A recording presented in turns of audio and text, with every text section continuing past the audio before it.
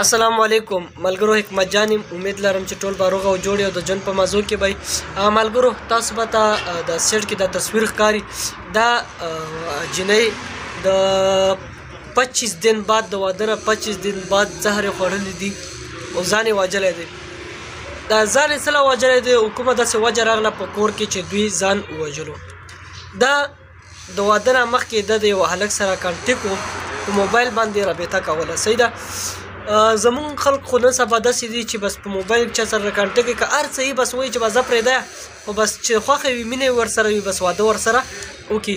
نو دا کوم هلک تصویر چې تاسو ته ښکاري د ورسره واده کړی دی 20 دن مخکې، بیا د هلک د ملګري واده و، دا هغې له تلو نو ده ورته کور کې موبایل استعمال نه پرېښوده. نو بیا ده ته یې ویلې چې یاره ته ماله خپل موبایل پرېږده، که ته چېرې ناوخته راځې نو زه به یې تاله کال پې کوم. د جینۍ ورته ویل، نو ده ورته ویل چې ټیک ده. د هلک د جینۍ ډېره زیاته خوښه وه. نو کله یې چې ورته ویلې چې صحیح ده بس هم موبایل یې خپل ورته پر ایښی دی، نو چې کله دا هلک د واده له تللی دی هغې نه پس راغلی دی، نو بیا دغې جینۍ چې کوم د هغه هلک سره واپسې کې بیا کانټیکټ چالو کړی و، هغه هلک سره یې بیا کانټیکټ کولو. د دومره خبرو باقاعده بعد هم دی ورسره کانټیکټ کولو. بس یو سړی واده وکړي واده نه مخکې چې هر څنګه وي، دا هلک هم وایي په دا ویډیوز کې چې یاره که واده نه مخکې هر څنګه وه نو بس ما قبوله کړې وه ځکه چې زما خوښه وه، خو بس ما ورسره واده وکړو نو دې نه پس بیا نو په کار دی چې داسې خبرې کولې. نو چې کله دې هلک سره رابطه کړې ده په دې موبایل باندې، نو ایسې د هلک چې کور له راغلی دی شپې، نو ده خو ورته ویلې چې یاره تا خو دې هلک سره کانټیکټ کړی په موبایل باندې، نو دوی ورته ویل چې نه ما نه دي کړي او دا داسې خبرې راغلې که نه. نو بس بیا دا هلک چې کوم نه د ځان نه هېڅ هم نه یې کړي، نه زهر ورکړي، نه ورته داسې څه خبره کړې. نو دوی د دې والد صاحب ته کال کړی دی، نو ورته ویلي چې یاره د واده نه مخکې چې هر څنګه هم وه زما قبوله وه او داسې دومره چې بدنامه شوې لکه خلک وایي چې یاره په پردي سړي سره په موبایل خبرې کولې، د هغې هر څه باوجود ما قبوله کړې وه، ما ورسره واده وکړو، خو دې نه واده نه پس دې له نه و په کار.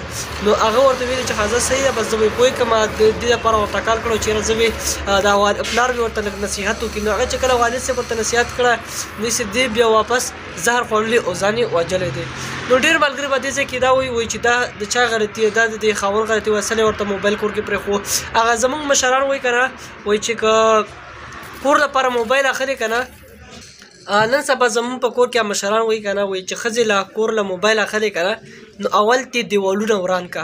هغه دا متل یې څه کړی دی ځکه کړی دی یاره چې یو کس ته تاسو دومره یو زنانه ته کور دپاره تاسو موبایل واخلئ نو بس بیا دیوالونو ضرورت نه، بس بیا پردې مردې ضرورت نه، بس بیا دیوالونه ترې وران که. بس موبایل نن سبا هسې چې هغه هر څه بس تا له بس پردي سړي هم درله کور ته راغلل، هر څه درته کور ته راغلل. نو ملګرو د ویډیو مقصد مې دا و چې مهرباني وکړئ کور دپاره موبایل ضرورت دی، بالکل ضرورت دی، دا موږ نه وایو، خو لږ احتیاط کوئ تاسو هم، لږ خپل موبایلو باندې کانټیکټ تاسو چې کور له موبایل اخلئ نو لږ سوچ کوئ، لږ ځان سره دا سوچ کوئ چې یاره دا رابطه یو شی بل شي، دا خبرې بیا سبا کور کې راځي بیا څوک ښځه معلوماتوي څوک بل څه، بس موبایل دی د دې نه ښه خبره ده چې موبایل دی مه استعمالوئ، د داسې قسم کار نه ځان وساتئ.